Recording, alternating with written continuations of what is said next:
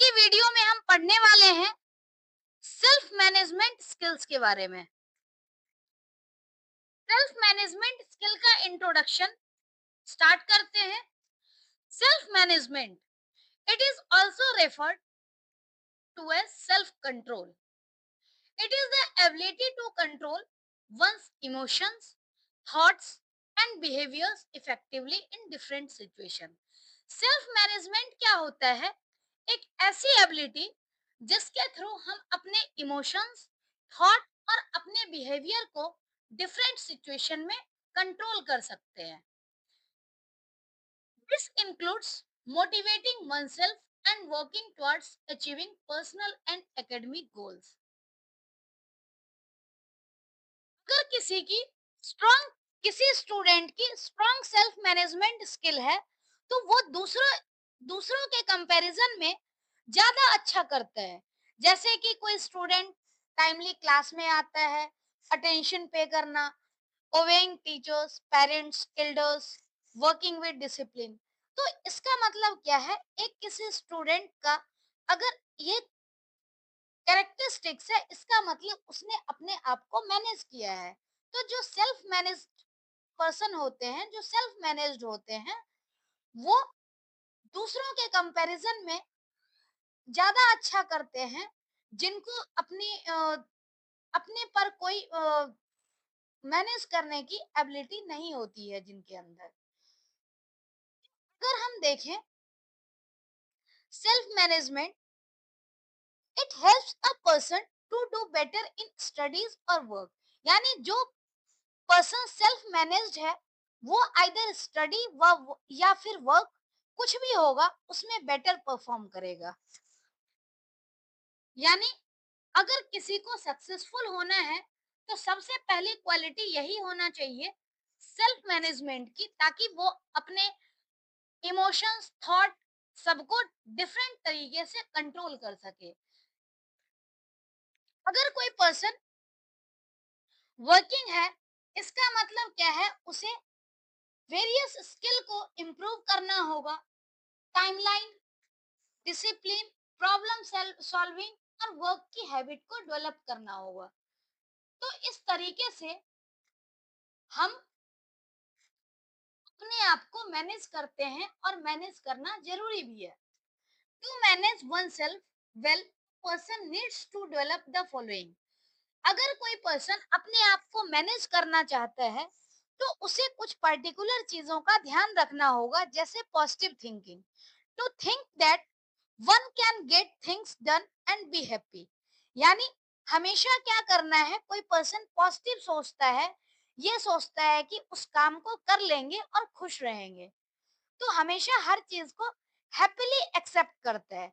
दूसरा है result orientation. Result orientation का मतलब है कि बहुत बड़ा सोचना, एक बड़े सपने देखना और उसके अकॉर्डिंग जो है अ, जो डिजायर्ड रिजल्ट है उसको अचीव करने के लिए कोशिश करना। तो ये दूसरा है रिजल्ट ओरिएंटेशन। और तीसरा है सेल्फ अवेयरनेस। यानी कोई पर्सन जो है वो अपने बारे में अवेयर होना चाहता है, सेल्फ अवेयरनेस लाना चाहता है। तो ये जो है, ये तीनों क्वालिटी पॉजिटिव थिंकिंग की, रिजल्ट ओरिएंटेशन और सेल्फ अवेयरनेस, इसे अगर हम डेवलप करते हैं तो हमारा सेल्फ मैनेजमेंट जो होता है, सेल्फ मैनेजमेंट स्किल इम्प्रूव हो जाता है। नेक्स्ट है मोटिवेशन एंड पॉजिटिव एटीट्यूड। अगर हम मोटिवेशन और पॉजिटिव एटीट्यूड की बात करें तो मोटिवेशन एंड पॉजिटिव थिंकिंग जो है वो किसी किसी न्यू चैलेंज को एक्सेप्ट करने और डर को खत्म करने के लिए काफी हेल्पफुल होता है। Similarly optimism, which is a mental attitude reflecting a belief और hope, can lead to positive and desirable outcome. जैसे कोई पर्सन ऑप्टिमिस्टिक अगर हो तो उसका मेंटल एटीट्यूड जो होता है वो डिफरेंट होता है, हर चीज को पॉजिटिव तरीके से सोचता है और डिजायर्ड आउटकम तक पहुंचता है। helps to achieve our dreams, continue working hard towards achieving success, and live a happy life with a positive mindset. मतलब क्या है कि मोटिवेशन और पॉजिटिव एटीट्यूड जो है वो ड्रीम को अचीव करने में हेल्प करता है। हम किसी पर्टिकुलर काम को करने के लिए बहुत ज्यादा कड़ी मेहनत करते हैं और एक पॉजिटिव माइंडसेट के साथ करते हैं। अगर हम ऑप्टिमिज्म की बात करें तो ऑप्टिमिज्म क्या है? It is the faith and leads to achievement. मतलब ऑप्टिमिज्म एक ऐसा फेथ है जो कि अचीवमेंट को लीड करता है। Nothing can be done without hope and confidence. मतलब क्या है? ऑप्टिमिज्म एक ऐसा फेथ है, एक ऐसा विश्वास है जिसके जरिए हम कुछ भी अचीव कर सकते हैं। बिना किसी होप और कॉन्फिडेंस के हम कुछ भी अचीव नहीं कर सकते, कुछ भी नहीं कर सकते।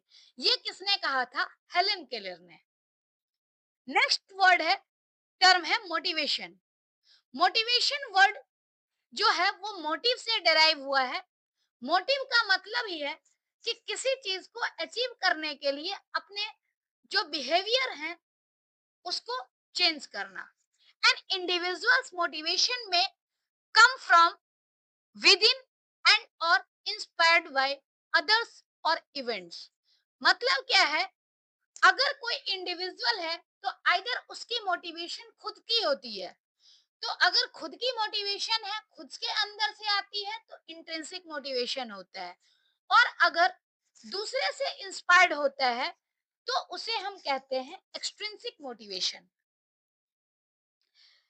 Intrinsic motivation, it includes activities for which there is no apparent reward, but one derives enjoyment and satisfaction in doing them.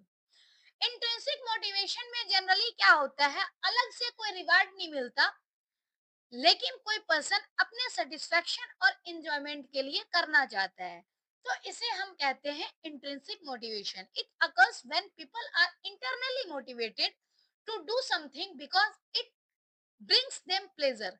यानी जो पर्सन है किसी काम को करना तब चाहता है जब वो इंटरनली मोटिवेटेड हो और वो काम करना उसे पसंद हो। तो इसे हम इंट्रिंसिक मोटिवेशन कहते हैं। यानी जो फीलिंग हमारे अंदर से आती है, जो किसी दूसरे के द्वारा इम्पोज नहीं किया जाता है, उसे हम इंट्रिंसिक मोटिवेशन कहते हैं। और एक्सट्रिंसिक मोटिवेशन की अगर हम बात करें तो एक्सट्रिंसिक मोटिवेशन जो है वो एक्सटर्नल रिवार्ड और इंसेंटिव के थ्रू आता है। यानी हम मोटिवेटेड किस लिए होते हैं? तो हम किसी रिवार्ड के बारे में सोचते हैं, किसी इंटेंसिव के बारे इंसेंटिव के बारे में सोच करके हम मोटिवेटेड होते हैं। तो ये फैक्टर जो है, अगर फैक्टर हमारे अंदर है तो उसे हम इंट्रिंसिक मोटिवेशन कहेंगे। लेकिन अगर फैक्टर बाहर है, यानी एक्सटर्नल फैक्टर है, तो उसे हम एक्सट्रिंसिक मोटिवेशन कहते हैं। लैक ऑफ मोटिवेशन और इंसेंटिव्स में लीड टू फ्रस्ट्रेशन। और एक्सट्रिंसिक मोटिवेशन के केस में क्या होता है? अगर हमें इंसेंटिव नहीं मिलते, कोई एक्सटर्नल रिवार्ड नहीं मिलता, तो फ्रस्ट्रेशन फील होता है। For example, employees who are kept on contractual basis for a long time may get frustrated and leave an organization. अब जैसे कोई पर्सन कॉन्ट्रैक्ट बेसिस पे काम कर रहा हो और उसको टाइमली सैलरी या इंसेंटिव ना मिले, तो एक टाइम के बाद वो फ्रस्ट्रेटेड सा फील करेगा और ऑर्गेनाइजेशन को छोड़ देगा। तो ये चीजें हो सकती है। लेकिन अगर इंटरनली मोटिवेटेड होगा, एक्सट्रिंसिक मोटिवेशन होगी, अगर किसी को पढ़ाना या कोई पर्टिकुलर काम करना अच्छा लगेगा, तो वो अंदर से करना चाहेगा, चाहे उसको उसके लिए कुछ मिले या ना मिले। नेक्स्ट है पॉजिटिव एटीट्यूड। अगर हम पॉजिटिव एटीट्यूड की बात करें तो पॉजिटिव एटीट्यूड क्या होता है? किसी पर्सन को हैप्पी बनाता है। Positive attitude makes a person happier and helps build and maintain relationship. मतलब पॉजिटिव एटीट्यूड की हेल्प से एक पर्सन काफी हैप्पी होता है और जो नए नए रिलेशनशिप जो है वो बिल्ड करना चाहता है। और ये पॉजिटिव एटीट्यूड किसी के सक्सेस के चांस को बढ़ाता है। अगर किसी के अंदर पॉजिटिव एटीट्यूड होगा तो उसके जो डिसीजन होते हैं, डिसीजन मेकिंग एबिलिटीज, वो भी बेटर होती है। जिसका एटीट्यूड पॉजिटिव नहीं होगा, वो डिसीजन लेने से भी डरेगा। तो हमेशा पॉजिटिव एटीट्यूड रखना चाहिए ताकि बेटर तरीके से डिसीजन ले सके। People who maintain a positive और optimistic attitude in life situations and challenges are able to move forward than those with negative attitude। मतलब अगर किसी के अंदर पॉजिटिव एटीट्यूड है तो वो लाइफ में ज्यादा इजिली आगे बढ़ पाता है, लेकिन अगर किसी की नेगेटिव एटीट्यूड है तो वो लाइफ में आगे नहीं बढ़ पाता। तो इसीलिए कोई भी काम को करने के लिए पॉजिटिव एटीट्यूड होना जरूरी है, क्योंकि पॉजिटिव एटीट्यूड जो है वो मेंटल और फिजिकल हेल्थ को इम्प्रूव करता है। नेक्स्ट है ways to maintain positive attitude. Positive attitude को मेंटेन करने के लिए क्या क्या वेज हो सकते हैं? It can take a little time and effort to build a positive attitude. Positive attitude को बिल्ड करने के लिए बहुत कम टाइम और एफर्ट देने की जरूरत होती है। मेन क्या होता है कि हमें उसे हैबिट में लाना होता है। जैसे नेक्स्ट अगर हम वेज की बात करें तो पहला वे जैसे है start a day with morning routine. मतलब सुबह के रूटीन से हम अपने डे को स्टार्ट करते हैं, सोचते हैं कि हमें पूरा दिन क्या क्या काम करना है, और हम एक पॉजिटिव माइंडसेट के साथ अपने काम को स्टार्ट कर लेते हैं। Feed the mind with positivity, read motivating books, listen to music with uplifting lyrics, watch inspiring movies. यानी इस तरीके से हम अपने माइंडसेट को चेंज कर सकते हैं, पॉजिटिव पॉजिटिव एटीट्यूड ला सकते हैं। Be proactive. प्रोएक्टिव पर्सन जो है वो कोई भी चीज करने के लिए, मतलब एक अपना जो डिसीजन होता है वो डिसीजन के तरफ ज्यादा झुका होता है। अगर हम बात करें प्रोएक्टिव की, तो इसका मतलब क्या है? प्रोएक्टिव पर्सन अगर होगा तो वो हमेशा किस तरह से उसको अच्छा लगेगा उसके बारे में सोचेगा, और उस तरीके से वो डे बाय डे अपने आप को इम्प्रूव करने का सोचता रहेगा। तो प्रोएक्टिव होना जरूरी है। अगर हम बात करें next, focus on constructive and positive things. यानी किसी पर्सन को पॉजिटिव एटीट्यूड मेंटेन करने के लिए कंस्ट्रक्टिव और पॉजिटिव थिंग पे फोकस करना होगा। प्रॉब्लम की तरफ नहीं सोचना है, प्रॉब्लम का सॉल्यूशन की तरफ सोचना है। फेल्योर से सीखना है। जैसे अगर कुछ गलती हो जाती है, कुछ अचीव नहीं हो पाता है, तो उसके लिए हमें ये सोचना है कि हम मेहनत करके और इससे अच्छा कर सकते हैं। तो फेल्योर से हमें सीखना है। नेक्स्ट अगर हम बात करें, learn to focus on the present. हमें प्रेजेंट पे फोकस करना है, पास्ट और फ्यूचर के बारे में नहीं सोचना है, क्योंकि पास्ट के बारे में सोच करके भी फायदा नहीं है, क्योंकि हम बैक जा ही नहीं सकते। और फ्यूचर के बारे में सोचने से अच्छा है कि प्रेजेंट के बारे में सोचो, फ्यूचर अपने आप अच्छा हो जाएगा। तो इस तरह से गोल और ड्रीम की तरफ बढ़ना है और ड्रीम को अचीव करना है। ये सब कुछ तरीका अपना करके हम अपने पॉजिटिव एटीट्यूड को मेंटेन कर सकते हैं। पॉजिटिव एटीट्यूड को मेंटेन करने के लिए यहाँ पर तरीका लिखा गया है, जैसे स्टे पॉजिटिव। अगर किसी को बनना है कुछ, तो उसके लिए सबसे पहले क्या होना चाहिए? पॉजिटिव तरीके से सोचते रहना है, पॉजिटिव सोचना है। उसके बाद वर्क हार्ड, यानी जो अचीव करना है उसके लिए मेहनत करते रहनी है, और इतना मेहनत करते रहना है कि लास्ट में सक्सेसफुल हो जाओ। तो ये एक पॉजिटिव एटीट्यूड का जस्ट एक एग्जांपल है, एक वे है। Here are some more techniques that can help you to maintain positive outlook in long run। जैसे क्या है, कुछ पॉजिटिव आउटलुक मेंटेन करने के लिए तरीका दिया गया है, उस तरीके को हमें ध्यान में रखना है। जैसे physical exercise and fresh air, जैसे हेल्दी लाइफस्टाइल जीने के लिए हमें एक्सरसाइज, मेडिटेशन, योगा ये सब करनी चाहिए। उसके बाद खेलना चाहिए, वॉकिंग करना चाहिए, जिससे हम ज्यादा एक्टिव रह सकें। दूसरा है हेल्दी डाइट, हमें हमेशा हेल्दी डाइट लेना चाहिए, बैलेंस डाइट लेना चाहिए, जंक फूड को अवॉइड करना चाहिए। ग्रीन वेजिटेबल, दाल, फ्रूट ये सब का हमें डेली डाइट लेना चाहिए। अगर नेक्स्ट हम बात करें एकेडमिक लाइफ, जो हमारी एकेडमिक लाइफ है या वर्किंग लाइफ है, उसको हमें प्रॉपर तरीके से ऑर्गेनाइज करना होगा। जैसे अगर हमें कोई नोट्स बनाने हैं तो उसके नोट्स का डेडलाइन सेट करना होगा। उसी तरह से अगर हम प्रॉपर तरीके से क्लास नोट्स को ऑर्गेनाइज करके रखते हैं, तो जब हमारे टीचर हमसे मांगेंगे, हम इजिली उस टाइम पे उन्हें दे सकते हैं। तो इससे क्या है कि हमें स्ट्रेस फील नहीं होगा। हम अपने काम को एक सीक्वेंस में, एक चैनलाइज वे में कर सकते हैं। नेक्स्ट है एडिक्वेट स्लीप, यानी हमें सफिशिएंट टाइम सोने पे देना है। अच्छा नींद हमारे हेल्थ के लिए सही होता है। मतलब हमें पूरी नींद भी लेनी चाहिए। ये नहीं कि लेट नाइट तक हम जाग रहे हैं और उसके बाद अगले दिन फिर हमें दिक्कत हो रही है उठने में। तो इसीलिए हमेशा क्या है, जो नाइट में सोने का जो टाइम होता है वो एटलीस्ट 6 to 7 आवर्स होना चाहिए, ताकि अगर आपकी नींद पूरी होगी तो अगले दिन आप पूरी एनर्जी के साथ अपना काम कर सकते हो।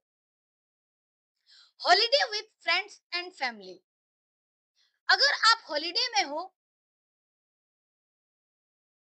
तो जिस टाइम पे हॉलीडे होती है उस टाइम में अपने रिलेटिव के यहाँ, ग्रैंड पेरेंट के यहाँ, फैमिली फ्रेंड्स के यहाँ आप जाया करो। इससे क्या है कि आपको मोनोटोनस सा फील नहीं होगा, रिफ्रेश्ड फील होगा। इसीलिए कहा जाता है कि बीच बीच में जब भी टाइम मिले, रिफ्रेश करने के लिए घूमना भी जरूरी होता है। इसीलिए छुट्टियों में जब भी टाइम मिले, एक टाइम बना करके टाइम बॉन्ड वे में फैमिली के साथ, फ्रेंड के साथ आपको एक्सप्लोर करना चाहिए, ताकि उससे आपकी जो डेली की जो लाइफ है वो मोनोटोनस ना हो। पॉजिटिव एटीट्यूड जो है, स्टूडेंट लाइफ में पॉजिटिव एटीट्यूड क्यों जरूरी है? पॉजिटिव एटीट्यूड की हेल्प से हम अपनी लाइफ में ज्यादा अच्छा कर पाते हैं। जैसे एक स्टूडेंट अगर एग्जाम रिजल्ट के टाइम में पॉजिटिव एटीट्यूड रखता है, तो उससे क्या है, एग्जाम के टाइम में अगर पॉजिटिव एटीट्यूड रखता है और अच्छे से पढ़ता है, तो उसका रिजल्ट अच्छा होता है। उसी तरह से अगर इन केस कोई स्टूडेंट एग्जाम में बहुत अच्छा अचीव नहीं कर पाता, तो उसके लिए उसको अपना जो होप है वो लूज नहीं करना चाहिए, बल्कि अगली बार नेक्स्ट एग्जाम के लिए जो है उसको और पूरी एनर्जी के साथ तैयारी करनी चाहिए।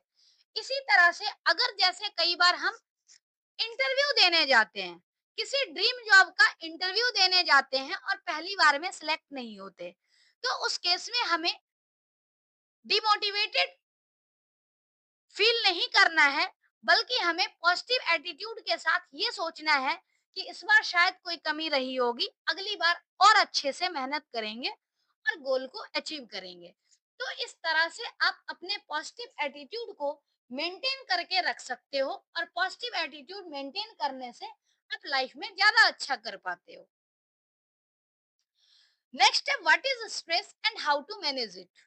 स्ट्रेस क्या है? स्ट्रेस एक ऐसा स्टेट होता है जिसमें हम अपसेट, अनॉयड और होपलेस फील करते हैं। जैसे कई बार हम कोई काम को कर रहे होते हैं और काम सही से नहीं होता है, हम अपने गोल को अचीव नहीं करते हैं, तो उसमें हम होपलेस हो जाते हैं। तो ये जो स्टेट ऑफ माइंड है इसे हम बोलते हैं स्ट्रेस। इस टाइम में हम अपने कंट्रोल इमोशंस को कंट्रोल नहीं कर पाते हैं।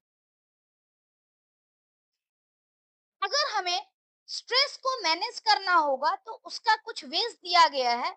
जैसे हमेशा क्या करना है, पॉजिटिव रहना है और एनालाइज करना है कि कहाँ गलती हुई है, ताकि अगली बार आप उसे सुधार सको। दूसरा है maintain and accomplishment sheet and enter even small achievement. अगर लाइफ में आप कुछ छोटी छोटी चीजें भी अचीव करते हो तो उसको मेंटेन करके रखो, ताकि किसी टाइम में अगर अचीव ना भी हो पाए तो आपको ऑड फील नहीं होना चाहिए। आपको पॉजिटिव माइंडसेट के साथ रहना है कि चलो, हमने पहले भी तो अचीव किया है, फिर से हम मेहनत करेंगे और इससे ज्यादा अच्छा करेंगे।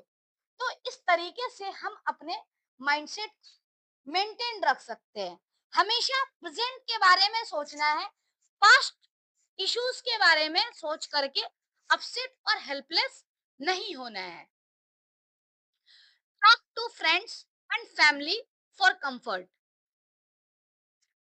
Practice meditation and yoga. यानी फैमिली और फ्रेंड से बात करनी है, मेडिटेशन और योगा करना है।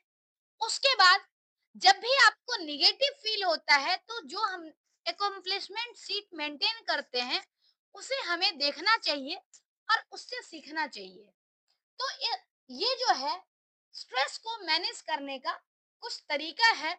By managing stress effectively and maintaining positive attitude, one can overcome any challenge and achieve heights in career. अगर कोई अपने स्ट्रेस को मैनेज कर पाता है, पॉजिटिव एटीट्यूड को मेंटेन कर पाता है, तो अपनी लाइफ में जो भी चैलेंज आता है उसको ओवरकम कर सकेगा और अपने करियर में बहुत अच्छा कर सकेगा। Managing stress effectively helps one maintain a healthy work life balance।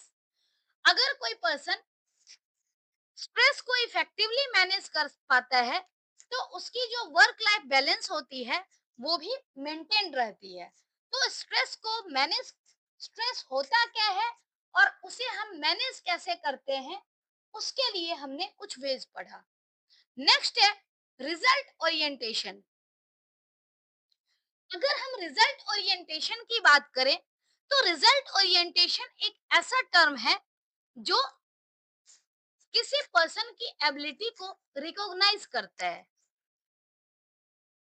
Result अगर किसी का अच्छा होगा तो हम उस रिजल्ट से उस पर्सन को रिकॉग्नाइज कर पाते हैं।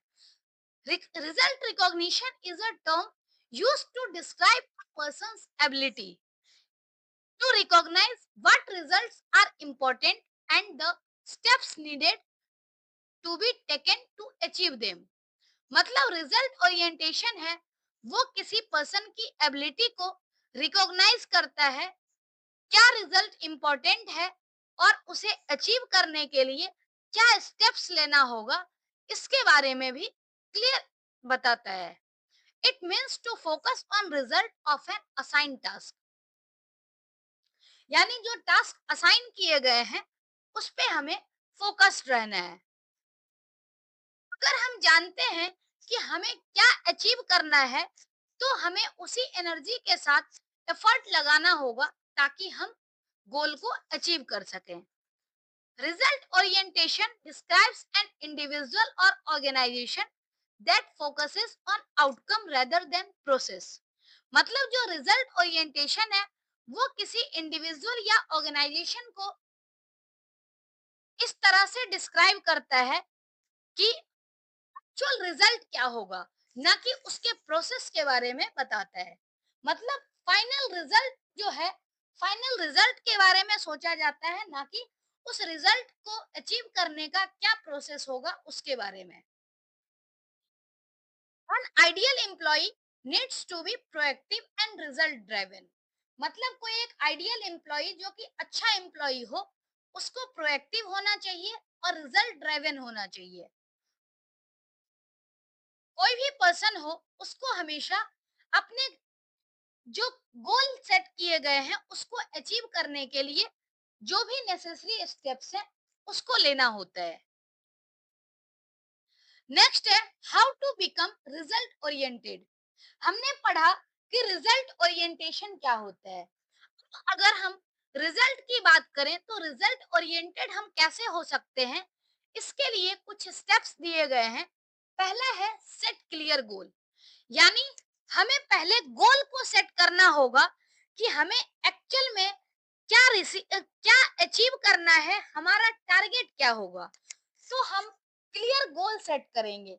उसके बाद जब हमारा गोल सेट हो जाए तो उस गोल को अचीव करने के लिए हमें क्या-क्या तरीका अपनाना होगा, उसके लिए एक एक्शन प्लान प्रिपेयर करना होगा कि हम कैसे गोल को अचीव कर सकते हैं।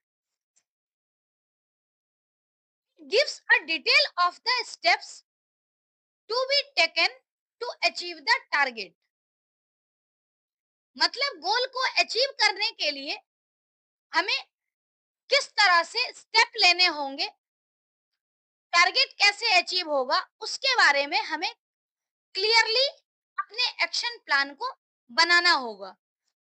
Each action, step or change should include the following information। मतलब जो हम एक्शन प्लान बनाते हैं उसमें क्या क्या होना चाहिए।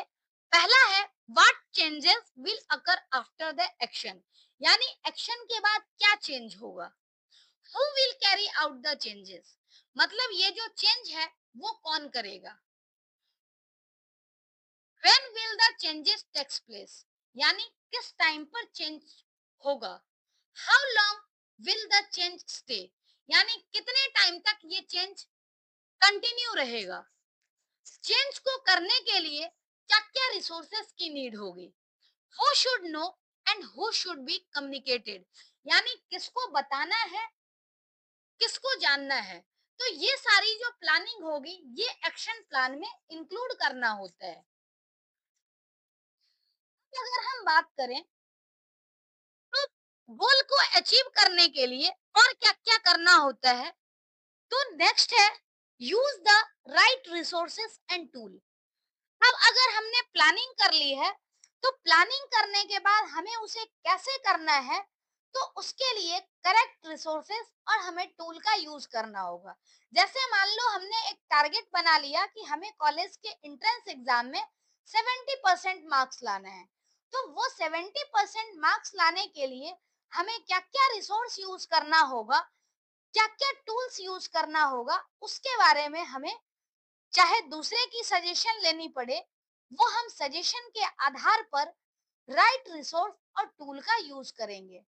नेक्स्ट है communicate with mentors and peers, यानी अगर हमें नहीं पता लगता है गोल को अचीव कैसे करना है, उसके बारे में अगर हमें किसी तरह की हेल्प लेनी है तो हमें टीचर्स से, सीनियर्स से और मेंटर्स की हेल्प लेनी है। चाहे आप गोल को सेट करने में हेल्प लो या फिर गोल को अचीव करने में लो, लेकिन जब आपको पता नहीं चल रहा है तो उस केस में आपको टीचर्स, सीनियर्स और मेंटर्स की हेल्प लेनी पड़ेगी। नेक्स्ट है make a calendar. One must take a calendar to monitor the progress at regular interval, यानी प्रोग्रेस को मेजर करने के लिए आपको एक कैलेंडर मेंटेन करना होगा ताकि उससे ये पता चले कि आपने पर्टिकुलर टाइम में क्या अचीव किया है और क्या अचीव नहीं किया है। लास्ट है वर्क हार्ड। जब आपको सारी चीजें पता लग जाए तो आप ड्रीम को अचीव करने के लिए मेहनत करो और फाइनली ड्रीम को अचीव करो। तो इस तरीके से हम रिजल्ट ओरिएंटेड बन सकते हैं। नेक्स्ट टॉपिक है गोल सेटिंग।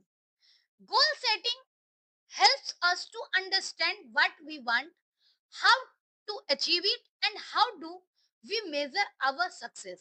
यानी गोल सेटिंग का मतलब है कि हम चाहते क्या है, हमें अचीव कैसे करना है और हमारे सक्सेस का जो पैमाना है वो क्या है। तो ये बेसिकली क्या होता है गोल सेटिंग।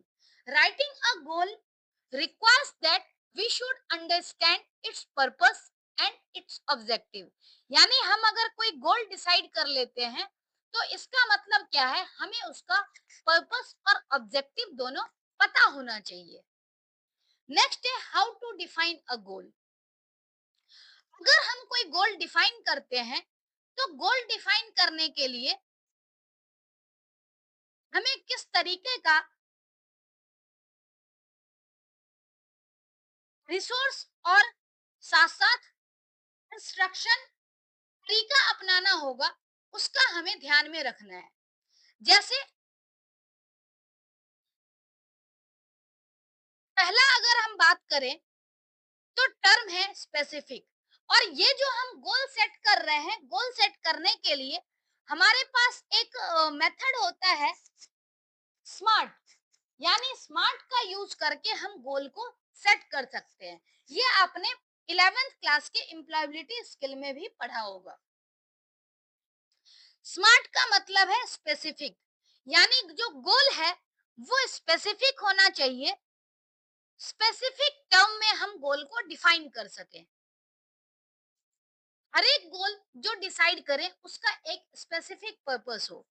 नेक्स्ट है मेजरेबल, यानी गोल ऐसा हो जिसको हम मेजर कर सकें।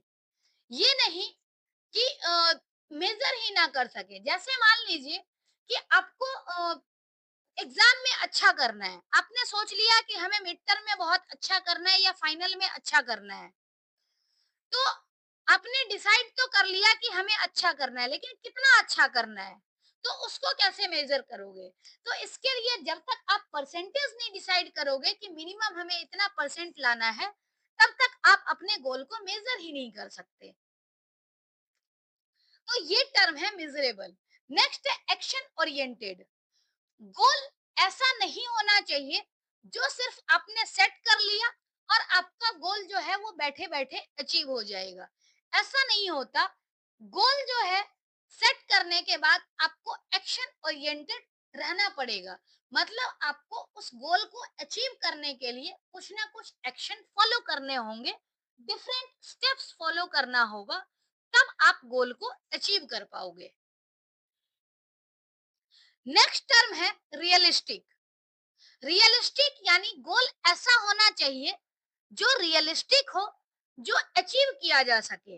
ऐसा गोल होना नहीं चाहिए जो आप सिर्फ सपने देख रहे हो और वो अचीव करने लायक है ही नहीं।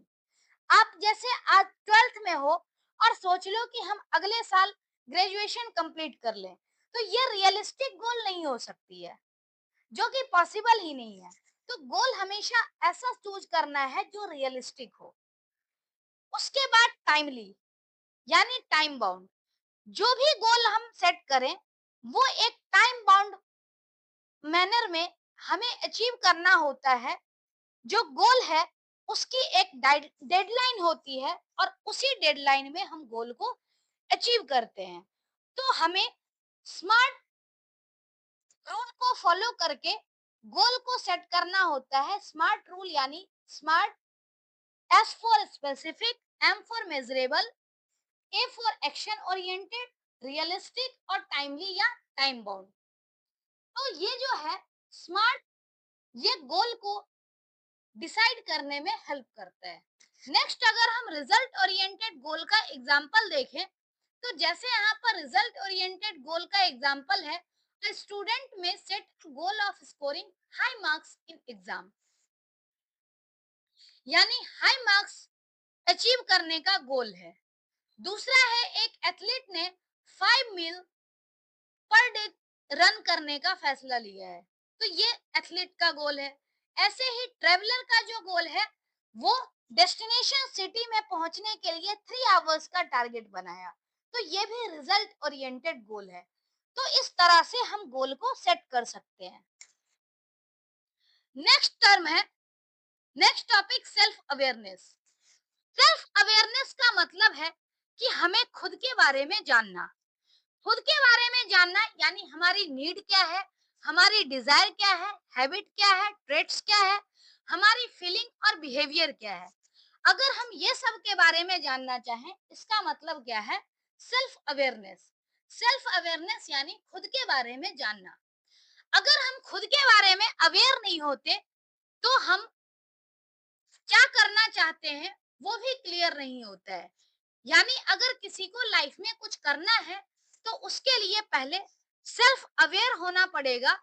कोई भी पर्सन अगर कोई काम स्टार्ट करता है तो उसे पहले पता होना चाहिए कि उसकी एबिलिटी क्या है, उसकी नीड क्या है, डिजायर क्या है, हर चीज के बारे में पता होना चाहिए।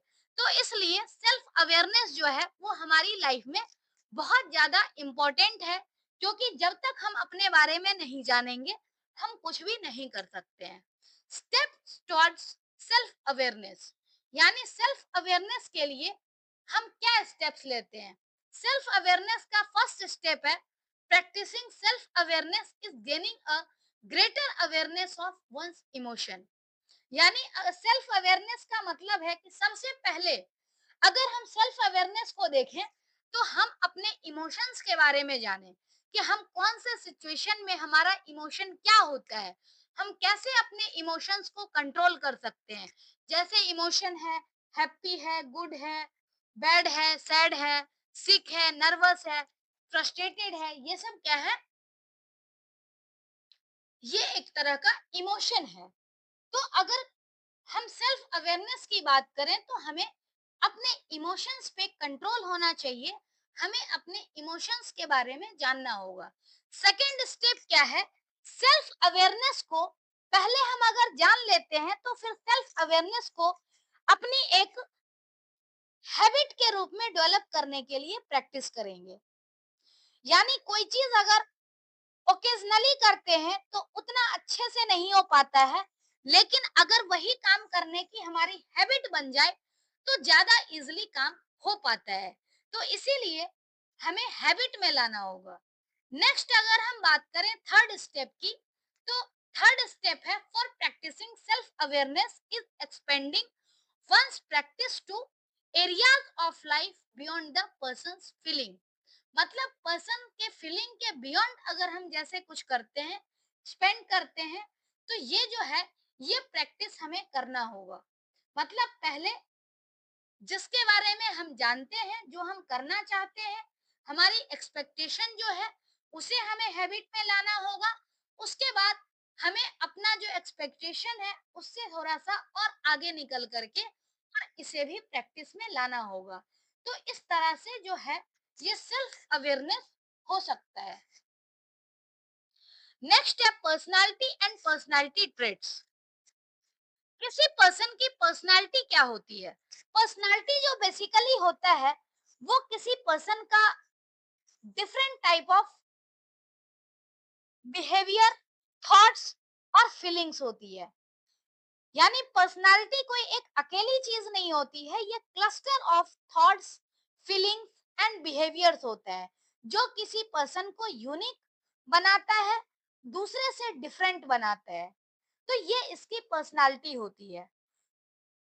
अगर हम पर्सनालिटी ट्रेट्स की बात करें तो पर्सनालिटी ट्रेट्स क्या होता है, it is defined as relatively lasting pattern of thoughts, feelings and behaviours that distinguish individuals from other. मतलब अगर हम किसी की पर्सनालिटी की बात करें तो पर्सनालिटी उस पर्टिकुलर पर्सन का थॉट, फीलिंग और बिहेवियर होता है।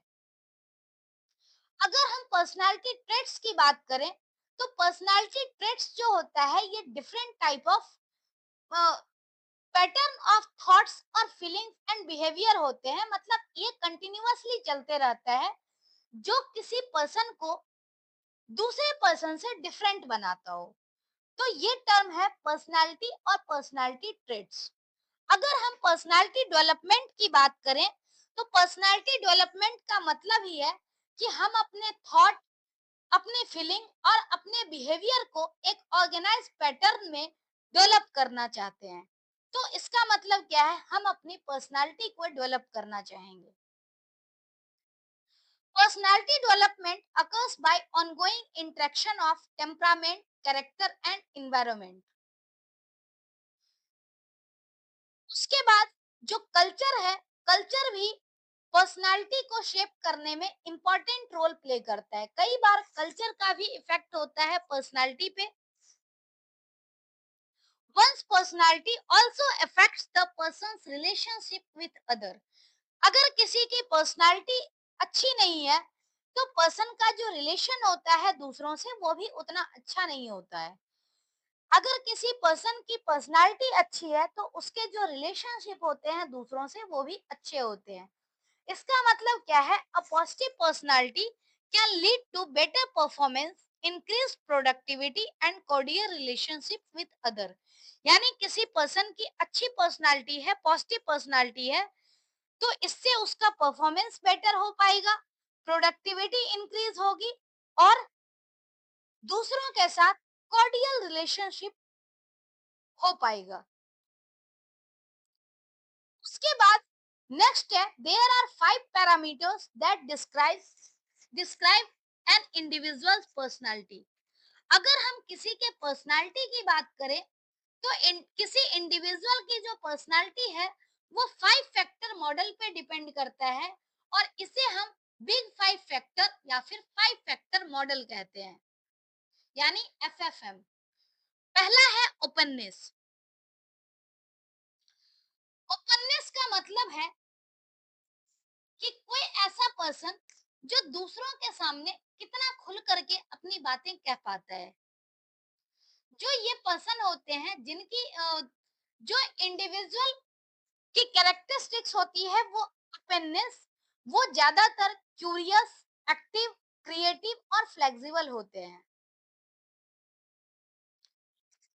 और इस पर्सन के अंदर जो क्वालिटी होती है हमेशा नए चीज को लर्न करना, नए पीपल से मिलना, नए नए फ्रेंड्स बनाना, न्यू प्लेस घूमना, यानी ओवरऑल पर्सन जो होता है वो ओपन माइंडेड होता है अगर किसी की पर्सनालिटी अच्छी है।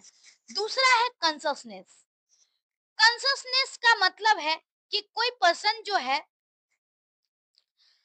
वो कंसस होता है तब जब वो सेल्फ डिसिप्लिन्ड हो, अपने काम को टाइम पे करे और दूसरों की भी केयर करे। नेक्स्ट है extroversion. Extroverts are individual who love interacting with people around and are generally talkative. Extraversion का मतलब है कि ऐसे पीपल जो दूसरों से बात करना पसंद करते हैं, दूसरे पीपल के साथ इंटरेक्ट करते हैं, टॉकेटिव नेचर के होते हैं। ऐसे लोग जो हैं वो नए नए फ्रेंड्स बनाना पसंद करते हैं।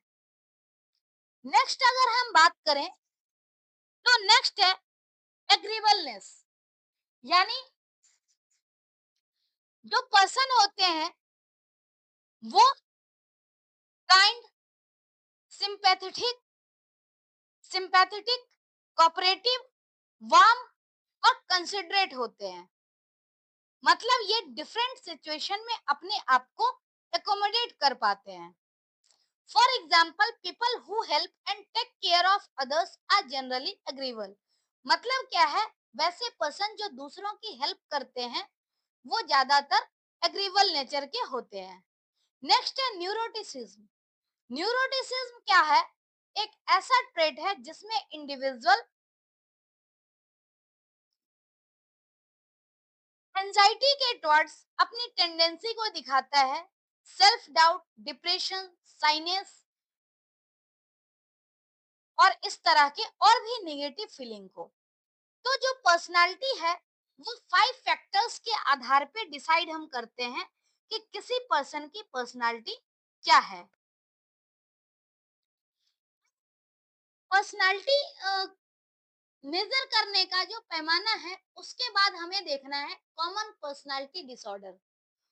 कॉमन पर्सनालिटी डिसऑर्डर के बारे में हम जानते हैं और ये चैप्टर का लास्ट टॉपिक है।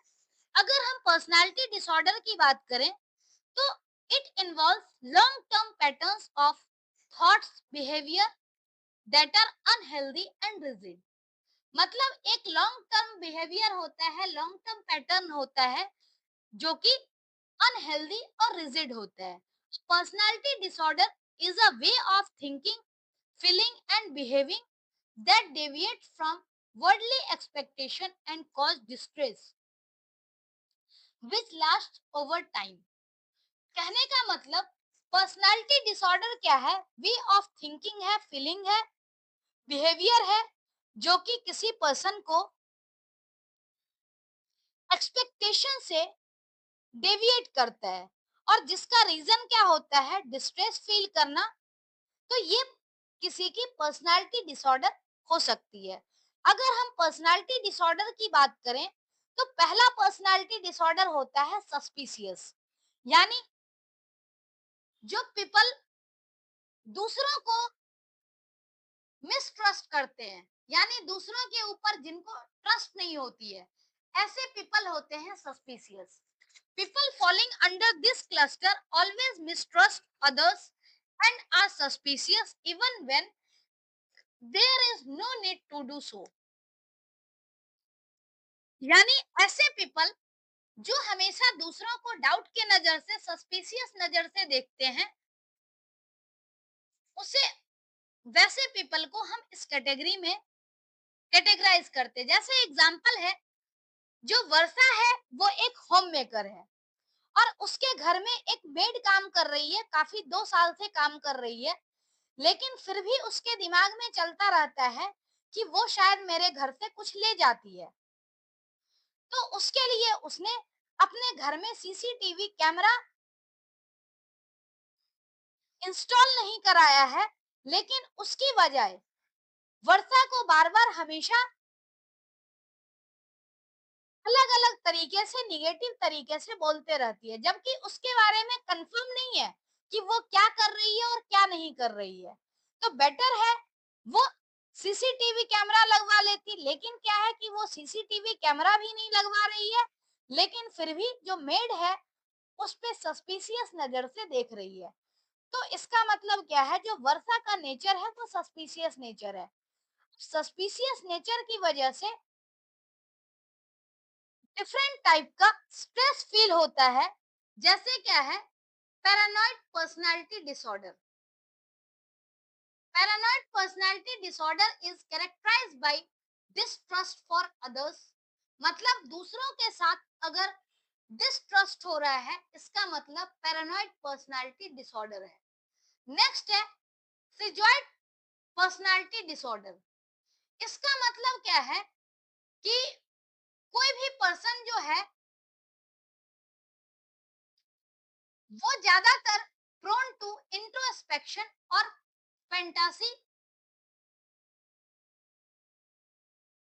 अगर हम ऐसे डिसऑर्डर वाले पर्सन की बात करें तो ज्यादातर प्रोन टू इंट्रोस्पेक्शन और फैंटासी होते हैं। The person shows little interest in forming personal relationship.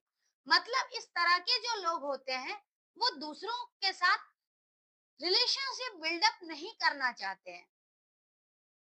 Next है सिजोटिपल पर्सनालिटी डिसऑर्डर। सिजोटिपल पर्सनालिटी डिसऑर्डर का मतलब है कि जो पीपल है वो हमेशा ये सोचते हैं कि दूसरा पर्सन जो है वो उनके थॉट से इन्फ्लुएंस होगा। मतलब अपने आप को सुपीरियर मानते हैं और हमेशा दूसरों को दबाने की कोशिश करते हैं। तो हमने 3 पर्सनालिटी डिसऑर्डर पढ़ा। पैरानॉइड, जिसमें क्या है कि कोई भी पर्सन दूसरों के ऊपर डिस्ट्रस्ट करता है, चाहे उसके फैमिली हो, फ्रेंड्स हो, कोई भी हो। दूसरा है सिजोइड सिजोइड पर्सनालिटी डिसऑर्डर। इसका मतलब क्या है कि जो पर्सन है वो रिलेशनशिप फॉर्मेशन में बहुत ज्यादा इंटरेस्टेड नहीं होता है, यानी लोगों से अलग अलग रहना चाहता है। नेक्स्ट है सिजोटिपल पर्सनालिटी डिसऑर्डर। इसमें कोई भी पर्सन अपने थॉट को सुपीरियर मानता है और ये सोचता है कि हमारी जो थॉट है वो उससे दूसरे लोग इन्फ्लुएंस्ड होंगे। तो ये पहला क्लस्टर जो सस्पिशियस क्लस्टर था, उसके ये पर्सनालिटी डिसऑर्डर हैं। इसमें से कुछ याद रहे या ना रहे, आपको ये ध्यान में जरूर रखना है कि कौन से पर्सनालिटी डिसऑर्डर की क्या कैरेक्टरिस्टिक्स है और कौन से क्लस्टर में आता है। कई बार एग्जाम में इसे डायरेक्टली पूछा भी जाता है। नेक्स्ट है emotional and impulsive. Emotional and impulsive. This personality disorder is characterized by unstable moods and behavior, which leads to unhealthy or unstable relationship. Emotional instability and feeling of worthlessness.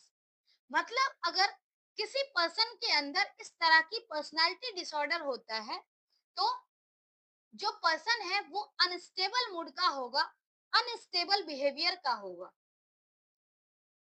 और इस वजह से unhealthy और stable relationship buildup होगा, मतलब दूसरों के साथ अच्छे रिलेशनशिप नहीं होगी। जैसे यहाँ पर है, for example, Sunny is a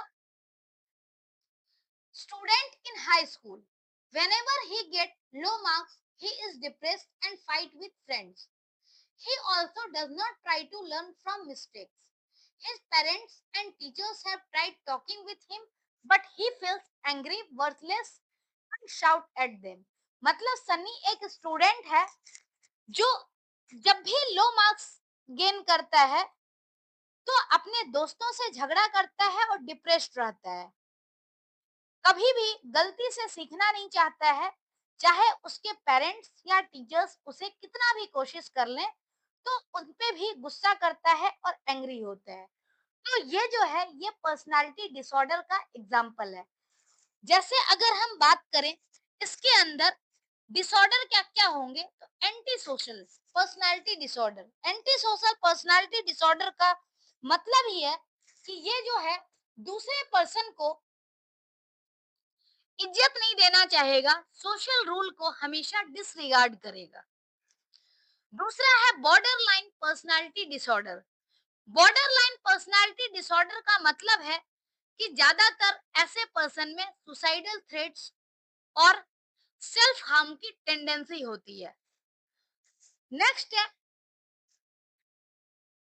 histrionic personality disorder. Histrionic personality disorder का मतलब है कि ऐसे पीपल जो होते हैं वो हमेशा ज्यादा अटेंशन गेन करने की कोशिश करते हैं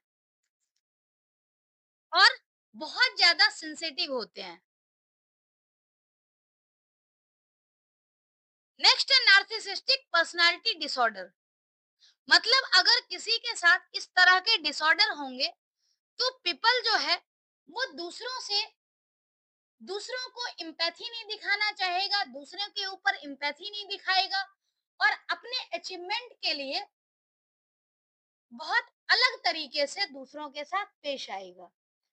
तो ये था दूसरा क्लस्टर, इमोशनल और इम्पल्सिव। तीसरा, हम लास्ट क्लस्टर की अगर हम बात करें तो तीसरा है एंजियस। यानी personality disorder is characterised by feeling of worry, anxiety और फियर। यानी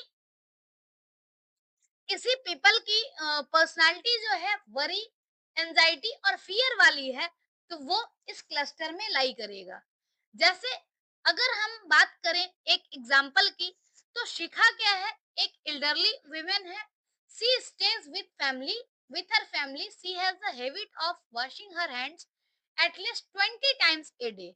Even after washing hands, she feels they are not clean and continues rubbing or washing them. She neither talks to her grandchildren nor does she participate in any family activity.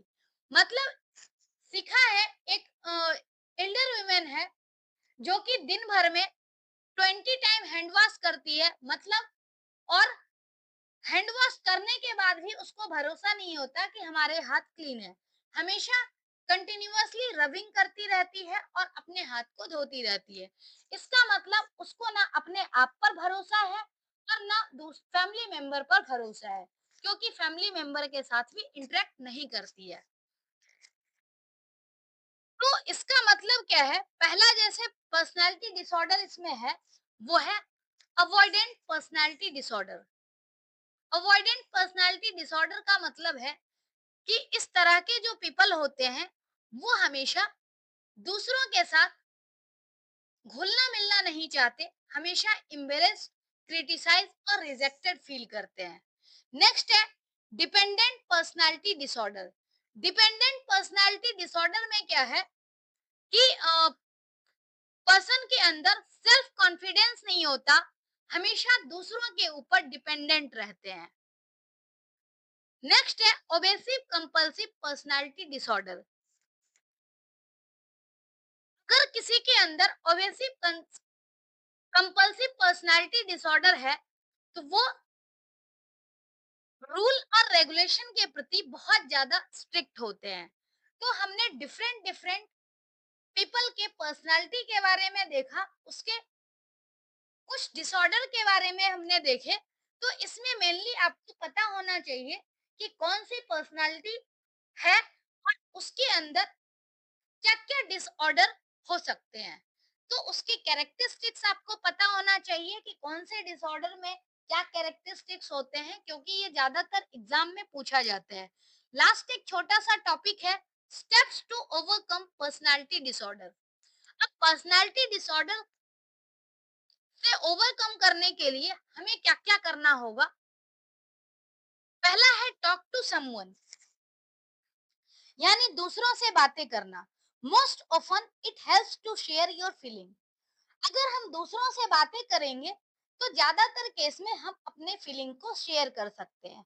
Next है look after your physical health, मतलब हमें physical health के प्रति ध्यान रखना है। A healthy body can help you to maintain a healthy mind, क्योंकि body जब तक हेल्दी नहीं होगा, हेल्दी बॉडी नहीं होगा, तो हम हेल्दी माइंड को मेंटेन नहीं कर सकते हैं। नेक्स्ट है build confidence in your ability to handle difficult situation, यानी डिफिकल्ट सिचुएशन को हैंडल करने के लिए कॉन्फिडेंस बिल्डअप करना होगा। नेक्स्ट है engage in hobbies such as music, dancing and painting. This have a therapeutic effect, मतलब हमेशा हमें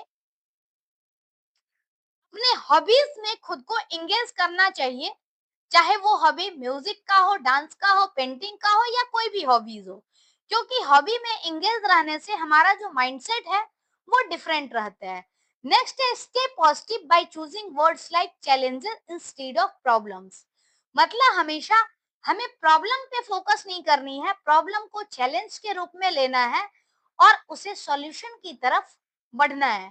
तो ये जो है वो स्टेप्स हैं पर्सनालिटी डिसऑर्डर को ओवरकम करने के। तो हमने जो सेल्फ मैनेजमेंट स्किल के बारे में पढ़ा है, इसके अंदर डिफरेंट डिफरेंट टॉपिक था और लगभग हर एक टॉपिक एग्जाम के पॉइंट ऑफ व्यू से इम्पोर्टेंट था। तो आप इस टॉपिक को सीरियसली रिवाइज करें ताकि एग्जाम में अच्छा स्कोर कर सकें।